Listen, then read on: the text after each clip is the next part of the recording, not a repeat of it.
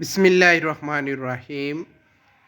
Sand piling বা বালু piling হচ্ছে নরম বা দুর্বল মাটিকে শক্তিশালী করার একটা জিওটেকনিক্যাল পদ্ধতি, যার সাহায্যে মাটির ভার বহন ক্ষমতা 1.5 থেকে 3 গুণ পর্যন্ত বাড়ানো যায়। স্যান্ড পাইলিংয়ের পদ্ধতি হলো, প্রথমে আমরা পুরো প্লট জুড়ে 1.5 ফিট বাই 1.5 ফিট দূরত্বে আমরা স্যান্ড পাইল করে থাকি। প্রথমে আমরা হ্যামারের সাহায্যে একটি গর্ত নির্দিষ্ট করে সেখানে আমরা কেচিং পাইপ 20 ফুট দৈর্ঘ্যের কেচিং পাইপ ঢুকানো হয়।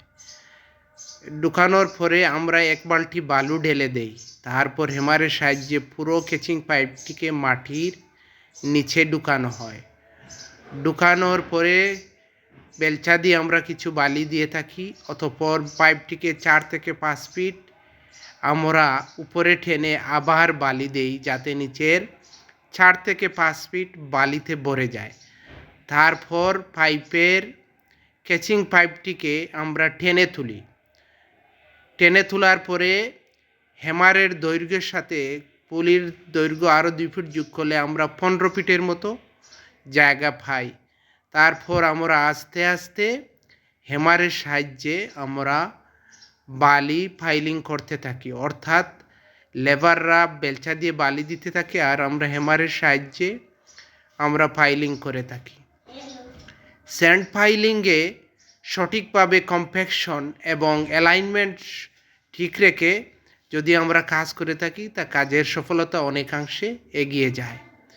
এবং সবচেয়ে গুরুত্বপূর্ণ বিষয় হচ্ছে স্যান্ড ফাইলিংয়ে তদারকি করা। তদারকি ছাড়া কখনো স্যান্ড পাইলের সঠিক কাজ আদায় করে নেওয়া সম্ভব নয়। এবং বালি সিলেকশন হচ্ছে সবচেয়ে আরেকটি গুরুত্বপূর্ণ বিষয়। বালির ফেম হতে হবে 2.5 থেকে 3 এর মধ্যে, এবং বালি পরিষ্কার হতে হবে, এবং ভিজা বালি থাকলে অনেকটা কম্প্যাকশন বা বেয়ারিং ক্যাপাসিটির জন্য ভালো। তাই আমরা যখন কোনো প্লটে বা লরাইজ বিল্ডিংয়ের জন্য আমরা স্যান্ড ফাইল করব, তখন অবশ্যই আমরা তদারকি কন্টিনিউ করব। তদারকি ছাড়া কোনো কাজই আপনি পর্যাপ্ত আপনার ডিজাইন স্ট্রেংথে নিয়ে যেতে পারবেন না। তো আশা করি পেশাজীবী, ইঞ্জিনিয়ার, আর্কিটেক্ট যারা এই লাইনে কাজ করে থাকেন, সবাই সুন্দরভাবে প্রত্যেকটি কাজ সঠিক সুপারভিশন বা তদারকির মাধ্যমে আদায় করে নেবেন।